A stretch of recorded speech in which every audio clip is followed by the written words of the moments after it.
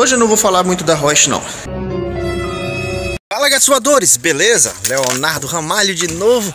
E hoje para falar sobre um assunto polêmico, que é falar sobre o goleiro titular da seleção brasileira, o nosso amigo Alisson. Mas antes de mais nada, vamos fazer um churrasquinho?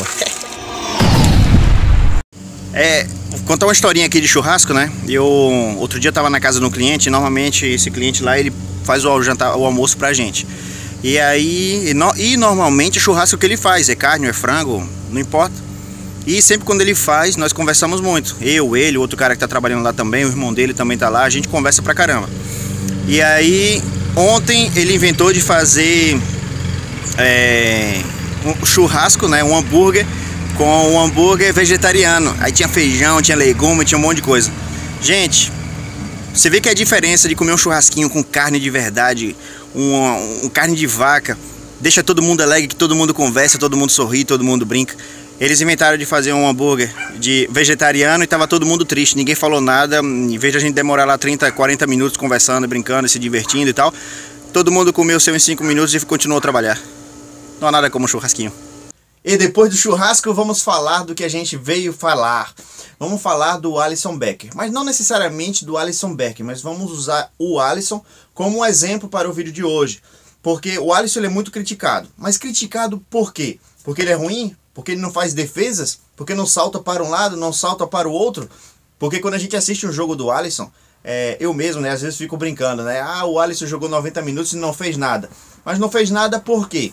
Porque a defesa ajudou, o meio campo ajudou, o ataque até ajuda também, porque evita que a bola chegue até o goleiro. Então se a bola não chega até o goleiro, a gente vai reclamar. Mas por que não chega até o goleiro? O goleiro tem participação nisso? Claro que tem. Aí é onde é que entra as dicas ou as responsabilidades de um goleiro, que é a comunicação e a organização da defesa. Todo mundo sabe que o goleiro é o último jogador, é o jogador que tem o privilégio de ver tudo que se passa no campo.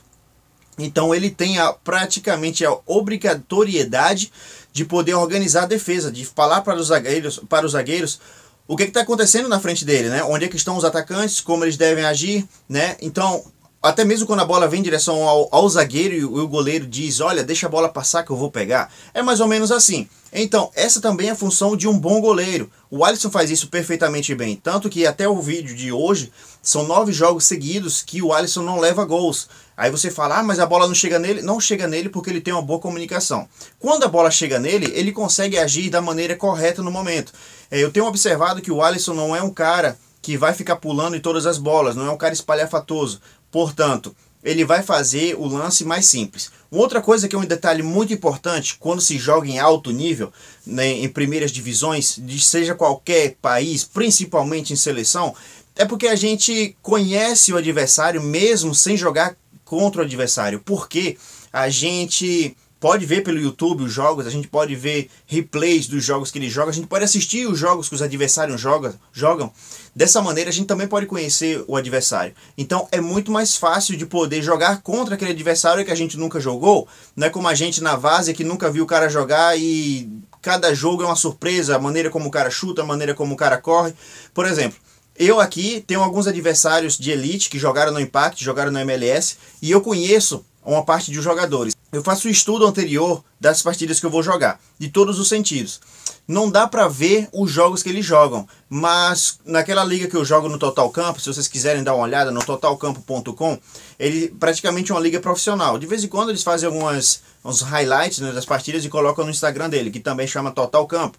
É fácil de poder acompanhar as estatísticas da equipe, quem marca mais, quem marca menos, como são os goleiros, essas coisas todas, inclusive a cor dos uniformes. Antes de eu ir jogar, na hora de escolher meus uniformes, como vocês sabem, eu tenho uma coleção de camisas de uniformes, cores diferentes. Eu vou lá no site do Total Campo e verifico qual é o uniforme que o adversário vai jogar. Se é um branco, não vou de branco. O meu time, por exemplo, do Total Campo nesse ano, ele usa uma camisa do Peru. Coincidência ou não, eu estou jogando com peruanos. E eu faço uma preparação antes desses jogos para poder saber. Mas tem alguns jogadores, como eu acabei de mencionar, alguns jogadores que jogaram na Elite e que todo mundo sabe, como por exemplo o Rocco Placentino. Você já deve ter visto jogando contra ele, e é difícil de jogar contra ele, mesmo sabendo desses detalhes, porque ele, como jogou em alto nível, ele tem uma canhota muito forte. Portanto, é difícil de pegar aquela bola. Claro, eu contra ele é sempre um duelo complicado, não só para mim, como para ele também, tanto que a gente se dá bem, tem aquele fair play. Quando eu faço uma boa defesa, ele diz boa goleiro, ou quando ele faz um gol eu digo boa Rocco. Então é fácil quando a gente conhece o adversário. Voltando para o exemplo do Alisson, que a gente ainda pode falar de outros goleiros, como o Gatito, por exemplo, pegador de pênaltis, ou outros goleiros pegador de pênaltis, ou outros goleiros ainda que eu não preciso mencionar o nome deles, mas que vocês com certeza já viram na garrafa do Powerade, lá anotado, por exemplo, o nome do jogador e para que lado ele bate, no eventual cobrança de pênaltis. Isso tudo é uma questão de estudo. Quando eu comentei lá no Instagram e que teve gente, 90% das pessoas estavam de acordo com o que eu disse. Se você quiser ver também o que eu escrevi lá, é só acompanhar no @LeonardoRamalhoLR1. Mas teve alguns que estavam em desacordo. E eu usei justamente aquele exemplo que o Alisson fez na cobrança de falta do Messi, onde eu vi que ele havia previsto, né, o lance e onde a bola ia. Porque se ele tivesse no meio do gol, ele provavelmente não alcançaria aquela bola. Ele apenas antecipou. Como é que se faz isso? Simples demais. Você chega lá no YouTube e coloca lá, cobrança de falta Messi. Então você vai ver as cobranças que o Messi faz, a posição do corpo, para poder ter uma ideia de onde é que ele vai chutar, dependendo da posição do corpo. O que acontece?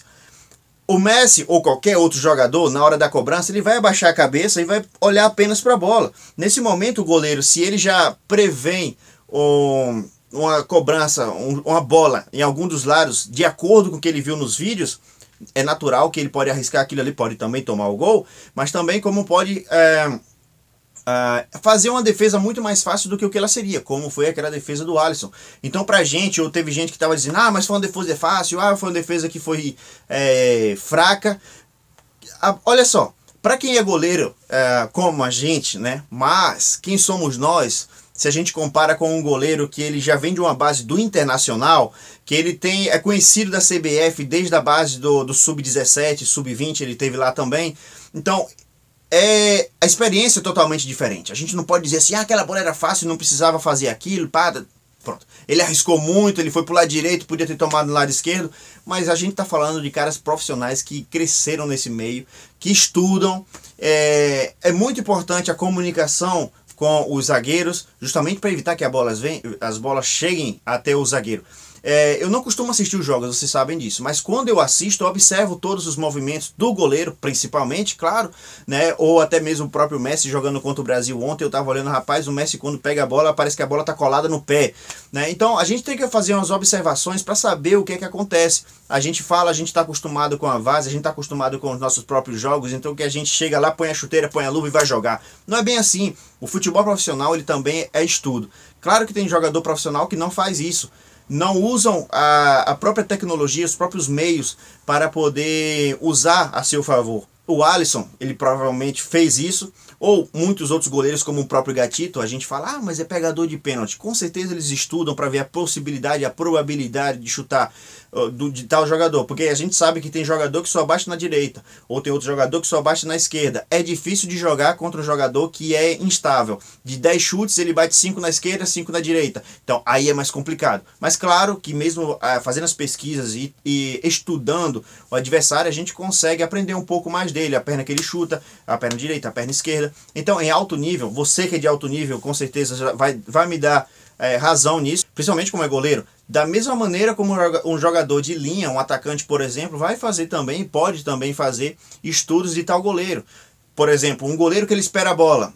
Como é que o atacante vai chutar para um goleiro que normalmente espera a bola? Ou um goleiro que só pula para um lado. Se a gente for pensar, por exemplo, o Muralha. Se o Muralha, de 10 cobranças de pênalti, das 10, 9 vezes pular para a direita, é provável que ele vá pular mais uma vez para a direita. Então o atacante vai chutar na esquerda do Muralha. É mais ou menos assim. Então é muito mais fácil jogar em alto nível. Por isso que eu trouxe o exemplo do Alisson. O Alisson tem feito isso. E se a gente for observar os números do Alisson também, não é só defesa que faz um bom goleiro. Os passes que ele está fazendo. Ele tem jogado desde toda a Copa América e só errou um passe. Se a gente for ver as reposições dele também, quantidade de vezes que ele acerta, quantidade de vezes que ele erra, tudo isso faz um bom goleiro e que a gente tem que saber trazer pra gente se tornar também um bom goleiro, independentemente de onde você está jogando, se é na várzea, se é no profissional. A gente tem que fazer um jogo simples, a gente tem que fazer um jogo comunicativo entre os nossos zagueiros, treinar a reposição, treinar o jogo de pernas, né, quando você recebe uma bola recuada pelo zagueiro, onde você não pode pegar com as mãos.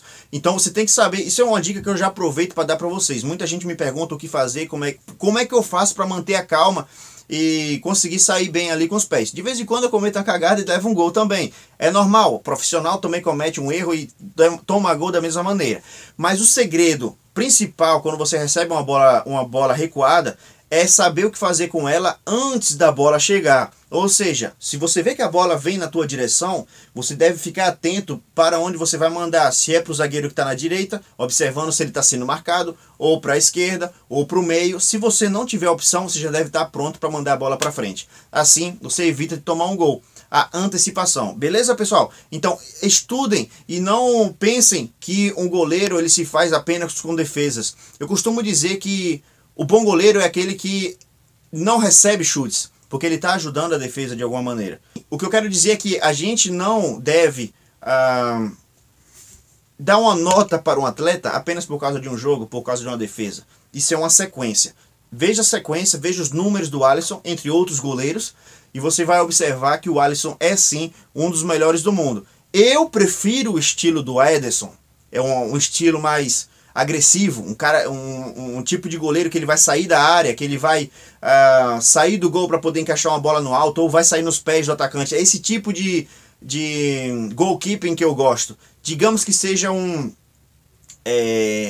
goleiro raiz, né? É assim o jeito que o Ederson gosta de jogar, e eu prefiro esse estilo de goalkeeping. Mas no final o que é que importa é não levar gols, e faz 9 jogos que o Alisson não leva gols. O que é que a gente pode fazer? Apenas aplaudir, admirar e aproveitar enquanto ele está lá. Valeu, pessoal? Então espero ter ajudado e explicado um pouco melhor do que é ser bom goleiro. E seja você também um bom goleiro, usando de exemplo o nosso Alisson. Valeu? Um abraço, não esquece de curtir, compartilhar, se inscrever no canal e vejo vocês no próximo vídeo. Tchau!